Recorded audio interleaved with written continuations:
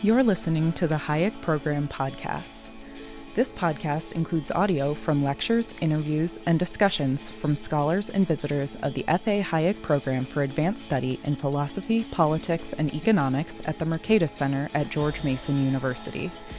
To learn more about the Hayek Program, visit hayek.mercatus.org. To learn about graduate student fellowship opportunities with the Mercatus Center at George Mason University for students at Mason as well as at universities across the globe, please visit students.mercatus.org. My name is Chris Coyne, and I am the Associate Director of the F.A. Hayek Program for Advanced Study in Philosophy, Politics, and Economics. And today, I am joined by Brigitta Jones. Brigitta is a PhD student here in the Department of Economics at George Mason University and a graduate fellow with the F.A. Hayek Program. Brigitta, thank you so much for talking with me today. Thank you. I'm happy to be here. I am excited because we are continuing with this series of recordings discussing the work of Kenneth Boulding. And what we're talking about today is a paper that you and I worked on jointly as part of the special issue of the Review of Austrian Economics that we're putting together on Kenneth Boulding's thought and its relevance for today. And the title of the paper we are going to be discussing is The Political Economy of Milorg. And so let's start with this odd word, Milorg. Boulding used that word, and we take it as a entry point to have a discussion from an economic standpoint of what that organization's activities entail and how to think about it. So, can you begin by talking a little bit about what Boulding's concept of Milorg is and what he meant by introducing that term? Yeah. So the concept of Milorg, the kind of technical definition we give in the paper, is the entire network of public and private organizations that are involved in the war industry. So I really like this term Milorg because it goes beyond just merely what we think of the military as far as just the Department of Defense, but it also includes every private organization that's also wrapped up in producing goods and services for the military.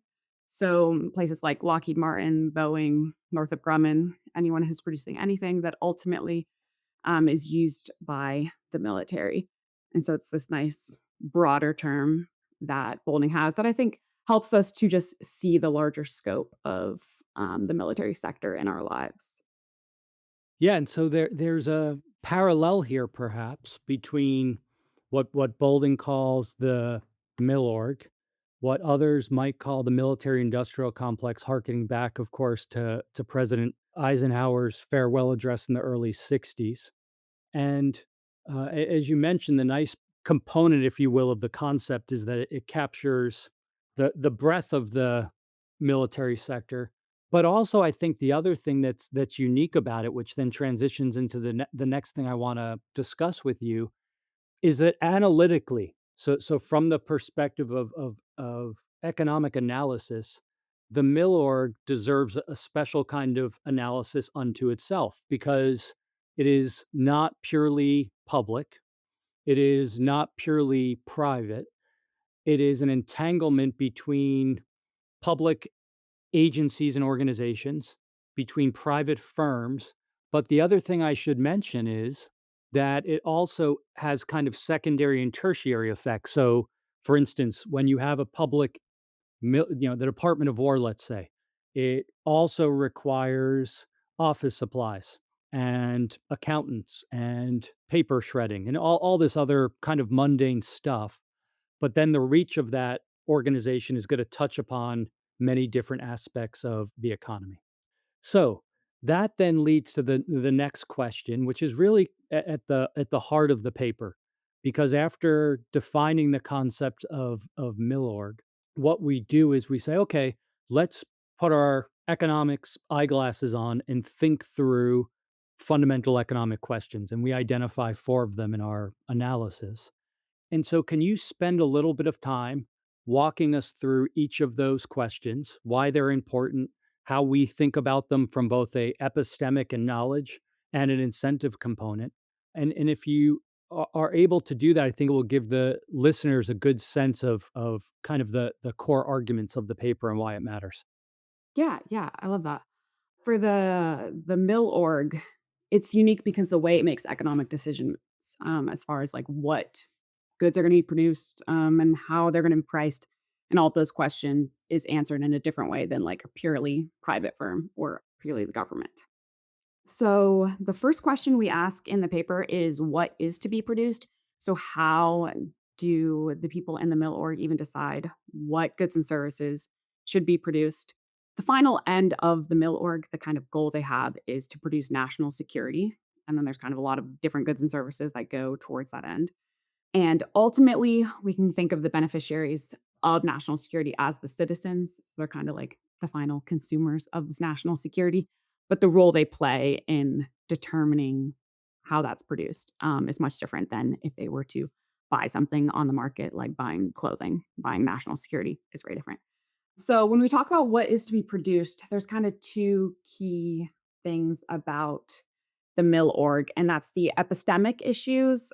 So the knowledge that the people in the organization have access to decide not just what is to be produced, but all of the questions we ask in the paper. And then also their incentives. So how they're incentivized to produce different things and how they make these decisions based on the incentives that they face, which is a little different than in the private context. So, for what is to be produced, typically in the private market, producers know what they should produce based on market signals. So, consumers are buying certain goods, they're not buying other goods. And that's what tells producers what is of value to produce and how they're going to make final profits, which is what they're incentivized by. A producer in the market context that's making lattes realizes which ones consumers are buying, which ones consumers aren't buying. So they have knowledge about what consumers value. That informs them. That's this epistemic point. And then they're also incentivized to produce what consumers value because at the end of the day, they get to keep the profits of however many lattes they sell and how much extra money they made. And both of those are different in the context of the mill org. So because consumers aren't directly buying fighter jets and military personnel, the government officials are the ones who make the decisions about what types of goods and services need to be produced. And they don't have any of these consumer valuations, so they lack that epistemic point. And then there are also the incentives these government officials face is a bit different. So, since the government is a nonprofit organization, they don't gain profits from producing the type of national security that the final consumers, the citizens, value. Rather, they get other benefits from their decision making around this point, but it comes in the form of votes for politicians or in the form of job security or higher salaries for the bureaucrats. And so they're going to be incentivized to choose what to produce based on those things. Usually, this translates to for bureaucrats, they might want to produce more goods and services for the military just to have a larger bureau at the end of the day, because this will give them more job security and higher salaries down the line as long as they continue producing things that may prove that they're necessary and funds can go their way. So that's the first part about what is to be produced, the kind of two key differences. And then in the paper, the next question we ask is what price and quantity they're going to produce these goods at. So, how they determine the price of a fighter jet or how many that they need. And this is also pretty unique for the way that the mill org operates, again, on this epistemics point and this incentives point. So, because the mill org is not a for profit industry, they don't have access to competitive prices, which normally tell private market entrepreneurs what to produce. So, normally, because of the rivalry over scarce resources, producers find out which resources consumers value, how much they value these things, and consumers kind of help determine what a good market price is. That creates value, which ultimately translates into profits for these producers. And that's the same thing on the incentives point. Normal entrepreneurs in the private market context want to price goods accordingly to maximize their profits, create value for consumers, and so they can take these profits home at the end of the day. And this is again different in the context of the mill org because the government officials don't have access to these profits. And so they're less incentivized to maybe efficiently price the goods so that they get those take home profits. And also, they lack the knowledge of knowing exactly how much consumers value a fighter jet and how that translates into a price.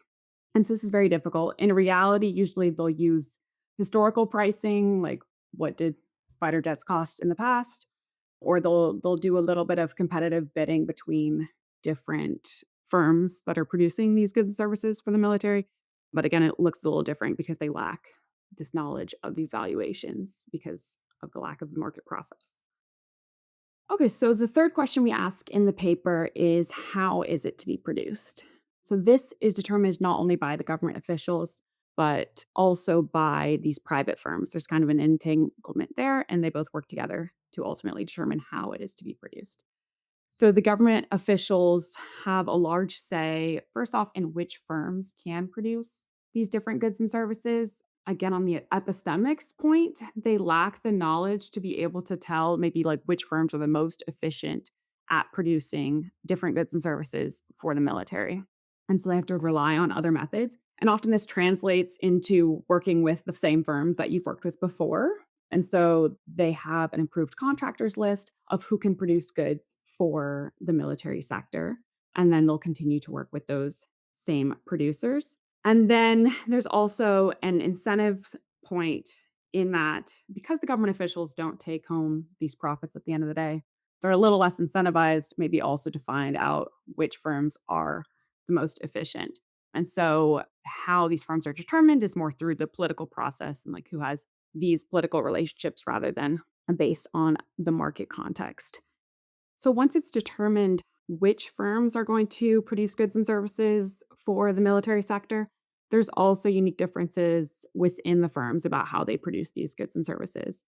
So again, without the market prices that tell producers what consumers value and what would be like the best use of their resources, the firms will have different kind of go arounds. So they often use cost plus contracts where they determine based on the input resources they're using for a certain product, how much those cost, and then there'll be a certain profit margin above that. And that is their take home profits. But it's a little more structured. So if you're a normal producer on the private market and you want to maximize your profits, create consumer value, you might find lower cost methods and that drives down your cost and it'll drive up your profits. But with cost plus contracts, for example, if you lower your costs, you just lower your cost plus contract. And so your profits aren't actually increasing. And so we might see not necessarily the lowest cost methods being used to produce goods and services for the military. So they might have like extra people who are hired on hand, whether they're necessary or not, just because they're not going to capture the profits from lowering those costs. And the last question we ask in the paper is kind of with whose resources. So that's the final difference is how the Milorg gets the resources or the capital to produce all of these things is different than a firm on the private market producing things. So instead of having to like raise capital through investment, the mill org can use other methods that the government uses, like taxation. So they can directly tax whenever they need more resources to produce the good of national security. It's much easier for them, the mill org, to raise funds than a private business. They can also get more resources in labor through like conscription, which is maybe less popular today than it used to be. But that's another lever they have. Or they can even directly ration. So this is maybe something we haven't seen in a while, but the mill org has utilized in the past as a way to get resources to their final end. And whether it's directly rationing, which changes the prices of many goods and services in the market, even consumer goods, or whether it's just taxation or printing of money, any way that they raise funds, all of this is going to affect the broader capital structure of the market. And so our 2 points here is on the epistemics point. Once this capital has gone to the military sector, to the mill org, there's no way to know what would be like the highest value of this capital in a different context. There's kind of what we have used the term this stifled discovery process, where if that capital didn't go to the military, what would it have been used for on the consumer market? How would they have valued that money to produce things that people desire is something we'll kind of never know.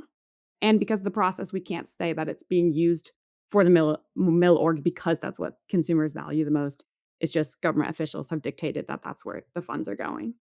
And then the incentives point also affects the broader capital market in that government officials can just take this money and use it towards the mill org, and it doesn't necessarily have to be the highest valued use because they're not capturing these profits. Whereas, like a producer on the private market would normally be incentivized to move resources, move capital to their highest valued uses because they get to take home those profits at the end of the day. And because the government officials lack those incentives, then they are less incentivized, yeah, to move capital to its highest valued use. So those are kind of the four questions that we ask, and kind of breaking it down, just looking at how the institutional structure of the mill org affects how these decisions are made, kind of saying people in different contexts that now have a different access to knowledge about valuations and also now are faced with different incentives. And so that's going to affect their decision making in this unique context compared to a normal private market firm on the competitive market process.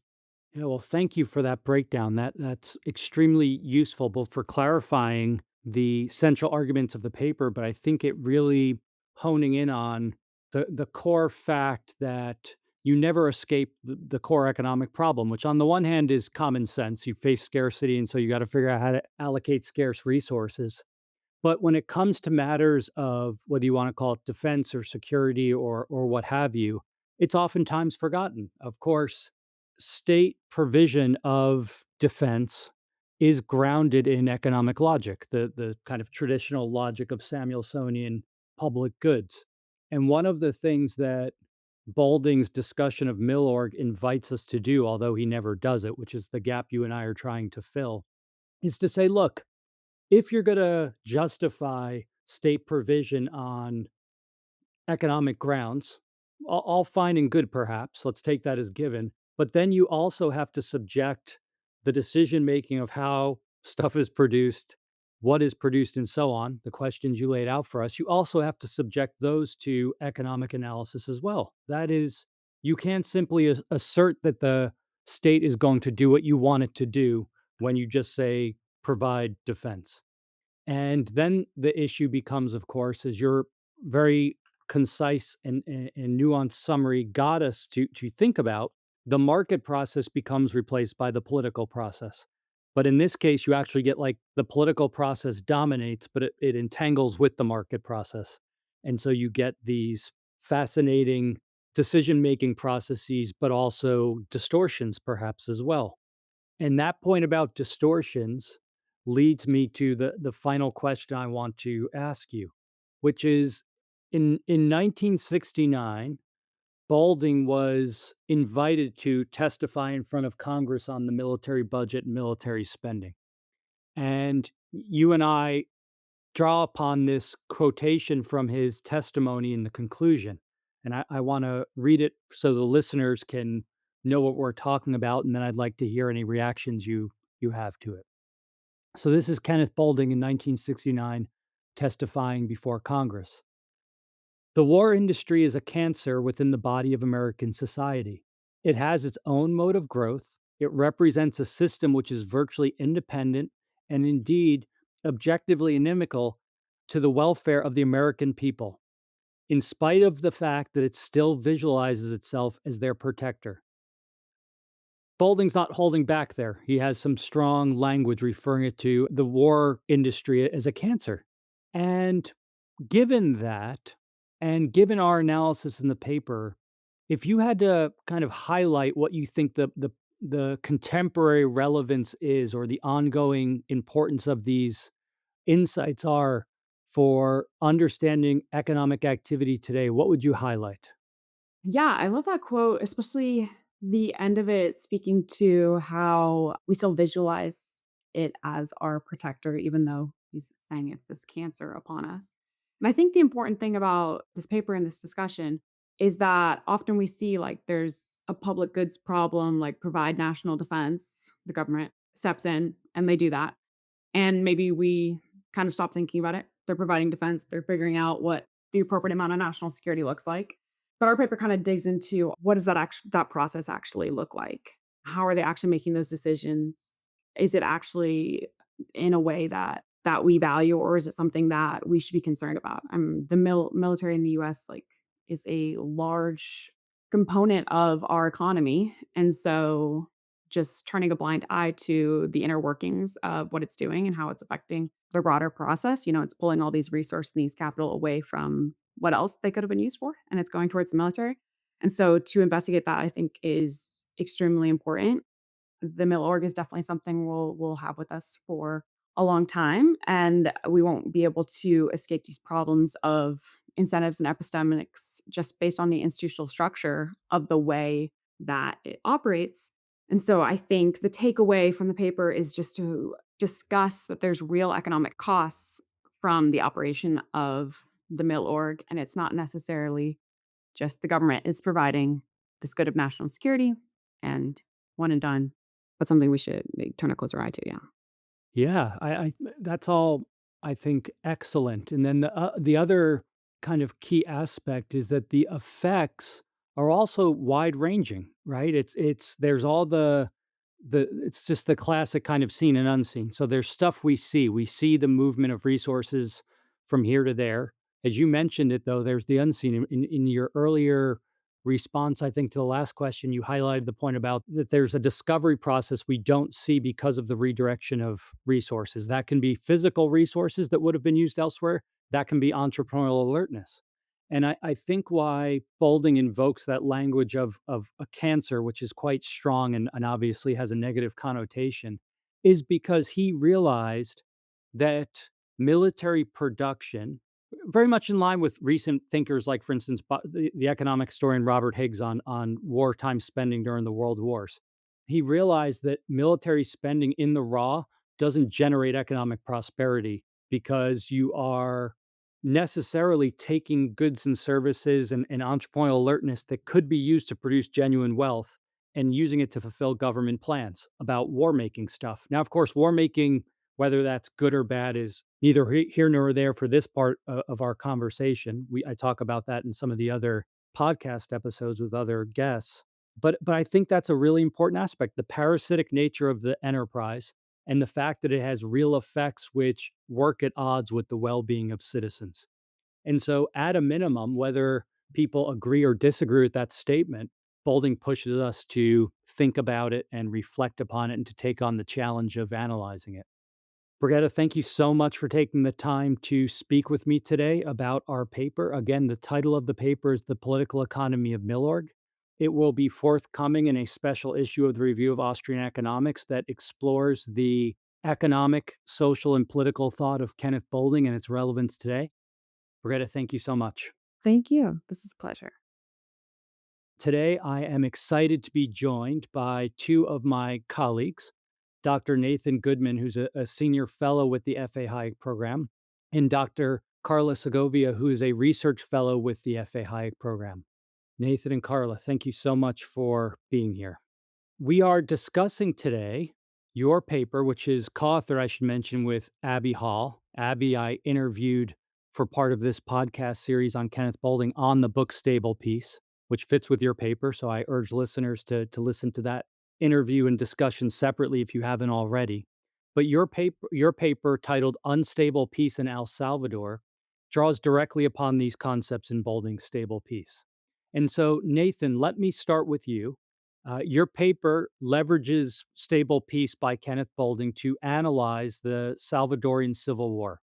And so I want to ask you to begin by telling us about Boulding's concept of stable peace and how thinking about conflict through this lens, rather than a simple dichotomy of peace and war, changes how we think about these issues. Thanks so much, Chris. So, yeah, in his book, Stable Peace, Kenneth Boulding introduces a concept of stable peace, which he then contrasts with other states of conflictual relations, such as stable war or unstable peace and unstable war. And so I want to go into what all of those are, but first I want to talk about the distinction between conflict and non conflict. So, all these taxonomies are useful because when we can classify aspects of how our social world works, we can then use those classifications for analytical purposes. And so, to think about war and peace, it's helpful to first think about conflict and non conflict. So, if you and I have interests that are aligned or that are complementary, then we will be in a state of non conflict, right? Suppose that we want to co author a paper, we have similar ends in wanting to co author a paper, we both want to publish in a good journal, we both want to advance understanding of issues related to war and peace. We're in a situation of non conflict at that point in time. But suppose that we then find ourselves in a situation of zero sum conflict, right? So maybe I want the paper to reach one conclusion, you want the paper to reach another conclusion, right? At that point, we can't both achieve our ends if those conclusions are contradictory to each other, right? So we are in a situation of conflict. But notice that being in a situation of conflict does not necessarily mean being in a state of war. In fact, it would be quite unusual if a group of co authors decided that as a result of disagreeing on what a paper should conclude, they should bomb each other's homes or shoot each other, right? That would be really unusual and it would cross what Boulding calls the taboo line, right? So the taboo line refers to a set of social norms that set some modes of human behavior outside the feasible set, outside the set of things that we'll even consider. And so that means we'll consider question, what means are we willing to consider to achieve our ends when we are in conflict with one another? That really gets at being a crucial part of the concept of stable peace. That is to say, stable peace occurs when two countries or two groups or two individuals are in a situation where the possibility of war doesn't even enter their calculations. So, looking at this at an interpersonal level, you and I are in a position of stable peace. It never crosses my mind that Chris Coyne is going to declare war against me. It never crosses my mind that I should declare war against you. And I hope it never crosses your mind that you should declare war on me, right?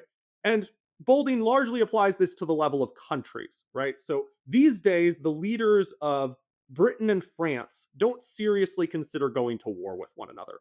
But note that it wasn't always that way. Britain and France have actually been at war many times in human history.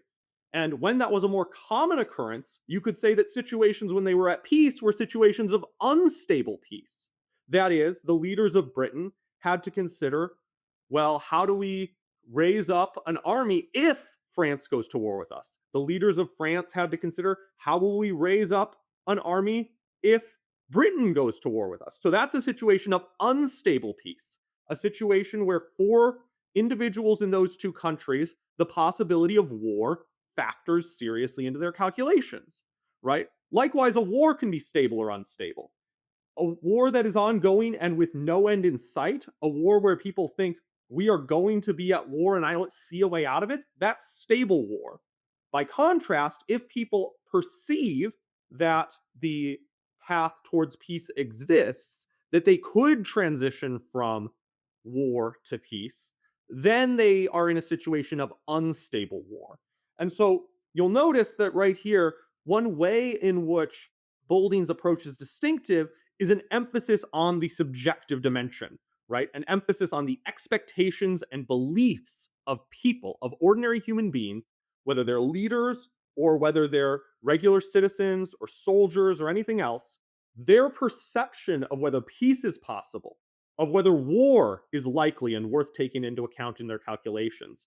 All of that matters a great deal because if you anticipate that war is likely, you're going to be preparing for war, and your preparations for war might help the other party see, oh, war against that person is likely, and they'll prepare for war, and vice versa. It creates a vicious cycle. Likewise, if you anticipate peace with one another, you may be continuously seeking both peaceful ways of resolving your conflicts and mutually beneficial ways of engaging in cooperation, something that you will be less likely to do if you anticipate violent conflict with the other person.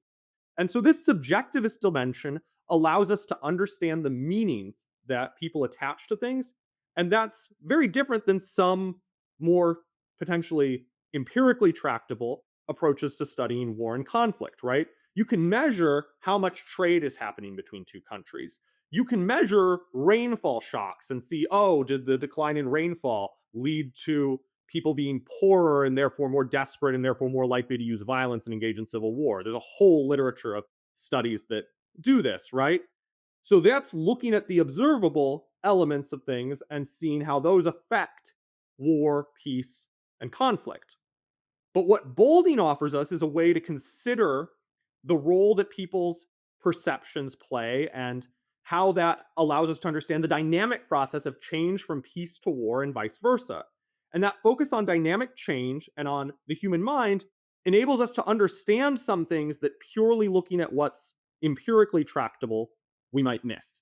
Thanks, Nathan. That was wonderful. So if I had to summarize, and I want to do my best to summarize some of the key points you raised and asked you if you have anything I missed. The framing that Boulding offers us is number one, a phase taxonomy. So there's different phases. This was your point about stable peace, unstable peace, stable violence, unstable violence, which means there's the possibility of movement between phases, which introduces some conception of time. Through time, we can potentially move for better or for worse between those phases. There's a component of agency in Boulding. So there are structural factors within which people are embedded, but people also have choices to varying degrees, of course, depending on the constraints they face. But they have the ability to shape the world within which they live for better or for worse. And then there's this really important aspect of subjectivism that you emphasize towards the end of your comments.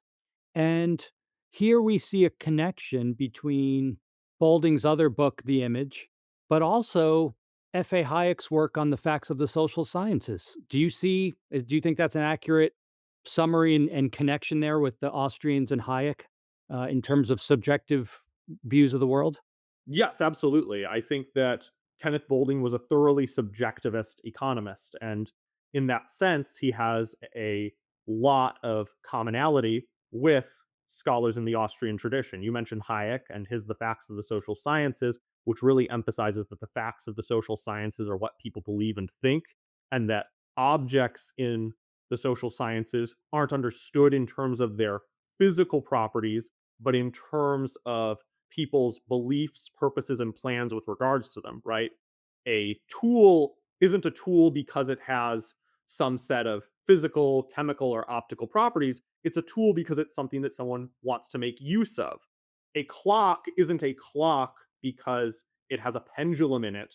It's a clock because it's something that people use to discern what the time is within a particular time zone so that they can coordinate their plans with other people who are using a similar conception of time.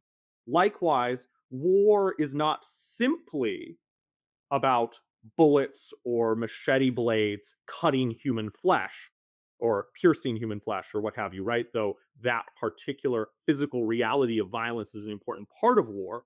Just as important for war is people's ongoing beliefs about their ability to engage in violent efforts to achieve their ends versus their ability to engage in nonviolent efforts to achieve their ends, and their ongoing plans to continue preparing for and engaging in violence against other people.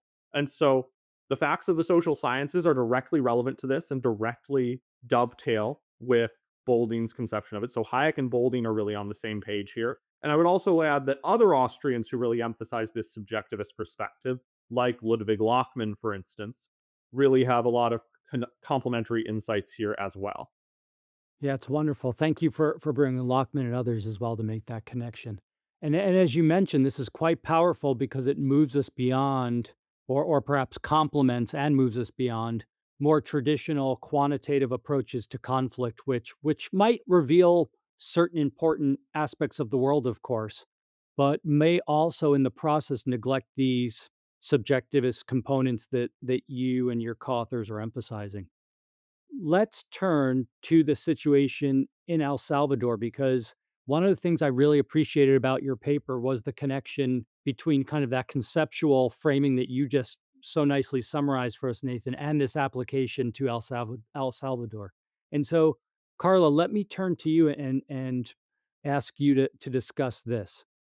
After going through and talking about the components that Nathan went through, you pull in a few other concepts from Boulding as well, specifically his idea of strain, which is those things that are either conducive or not to phase changes, and strength, which is the system's ability to withstand strain.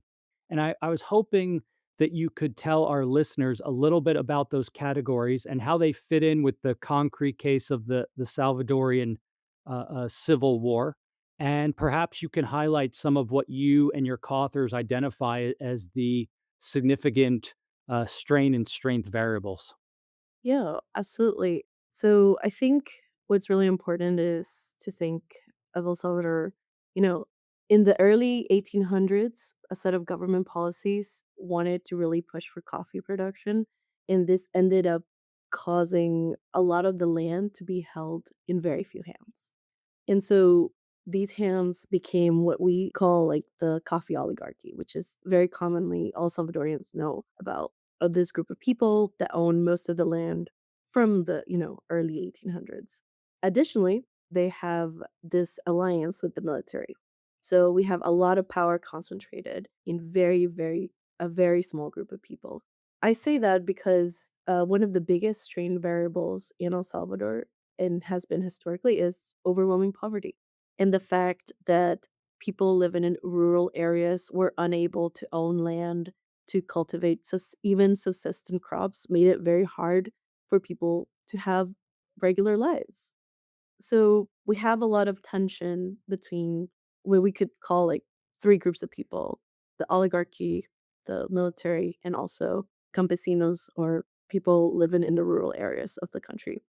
And one of the examples of this tension rising up way before the war is in 1932, we have La Matanza, which is when the Salvadorian government responded to an uprising by murdering 30,000 Salvadorian peasants. And, this is like 70 years before the war officially started. We were already in a situation where any push towards a change was always met with violence. And this was, of course, 70 years before, but especially in the early 1980s, you see a lot of things shifting quickly. Now, closer to the war, we have land reforms being enacted by the government, because of this rising tension. In one side, these land reforms seem to be a way to appease peasants, but on the other side, it was making oligarchs uneasy. It was, removing their property. These land reforms were enacted in such a poor way that a lot of peasants, because how they were laid out is like if you were farming a piece of land, then now this section belongs to you, basically, and you just have to go to the government and say, I've been, working this land and now it's mine. Because this was announced and abruptly just like allowed people to do this, then a lot of landowners started evicting people out of their, pieces of land. And they also have, private security, and in some cases use violence in order to evict people. So there was also communal land, but none of this was it was not productive. People were unable to secure land spaces, but at the same time, oligarchs feeling more uncomfortable with their position in the country. There were a lot of strikes in the 1970s. This led to large losses in profit, and also there were a lot of violent issues stemming from the strikes. And again, make oligarchs uneasy. They don't have, people are beginning to do things, and the way they are responding is violently. Another really important point, and I think we have like a large section on the role of the Catholic Church.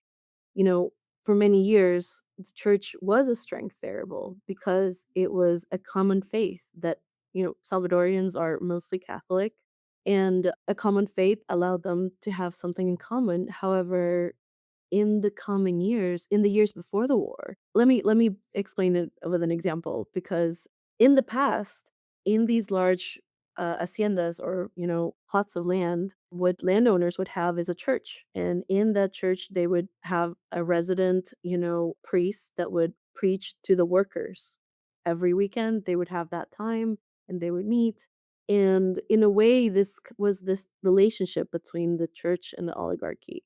They were, supporting each other. But there was a rise in the liberation theology in Latin America. Therefore, a lot of priests started changing their views on what they should have been doing. And they established these Christian based communities, which was their own way of empowering campesinos and making them aware of the things and rights and things they can do to advocate for themselves in this environment. However, this was also met with violence, and even in 1977, which is, a couple years before the war, priests were being massacred. They were being, killed in grass fields behind their churches by Salvadorian security government. So this led to a huge reduction in strength because from one side, the campesinos were more empowered to be active politically, active, in assembling their own groups. A lot of these paramilitary groups originated from Christian-based communities, and it was one of those things that were also supported by the priests who decided to participate in those things. But in the other side, the oligarchy felt like they've lost an ally. One of the big moments in Salvadorian history is when the Archbishop of San Salvador was shot, after he had asked for the military to stop the repression. He was shot publicly during a homily. So this was a major point in Salvadorian history. There were many attempts at political reform. There were, parties established that gathered a lot of support. And, when they thought that they were going to win, everyone was, I think that they stopped the counting of the votes. They stopped, publishing all of the vote counting. Therefore, the military government candidate had won after. So this election in 1972 was widely known as like electoral fraud, but in addition, there were other ways that the government was censoring as well. There was a public order law that allowed the military to capture people. This was in 1977. It allowed the government to capture individuals just on the basis of suspicion of being like communist or participating in any kind of armed group. And in the background of all this, I would say the land reform was an increase in strain. The strikes increase in strain. The role reversal in the Catholic Church was a reduced in strength and an increase in strain. The failed political reform was decrease in strength and increase in strain as well. But then again, every single time there is this violent response. There is an increase in the professionalization of violence. Nathan, Abby, and me have another paper on the U.S. intervention in El Salvador and the role of all that training that they did for the Salvadorian military forces. Just a small data point is that in 30 years, the army doubled in size. The Salvadorian army doubled in size. And by 1979, the army was over 7,000 people, which feels like a small amount, but again, we are talking about a small country that had started in 1950s with a 3,000 person army. All that violence became more and more aggressive, more and more overt, from smaller things in the background to bigger things, more publicly, such as the assassination of the archbishop.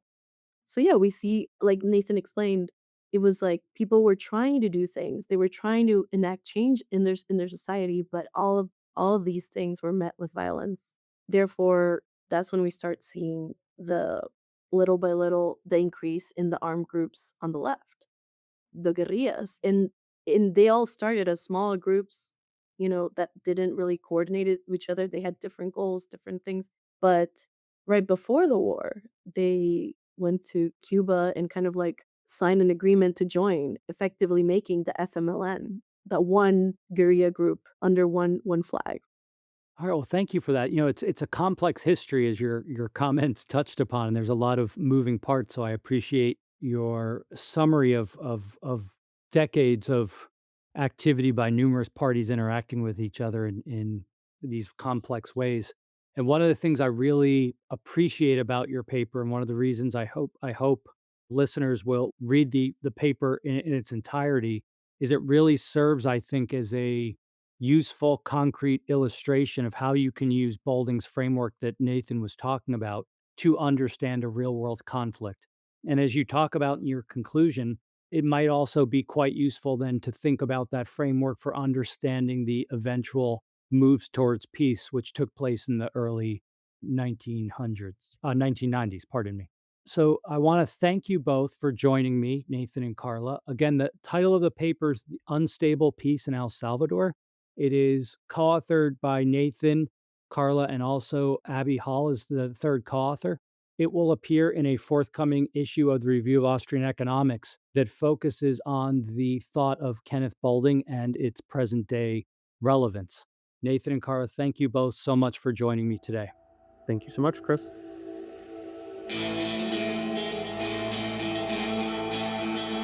Thank you for listening to the Hayek Program podcast. To learn more about the research, scholars, and work of the Hayek Program, visit hayek.mercatus.org. For more information about graduate student fellowship opportunities for students at Mason as well as at universities across the globe, please visit students.mercatus.org. We hope you recommend students to our programs or consider applying yourself.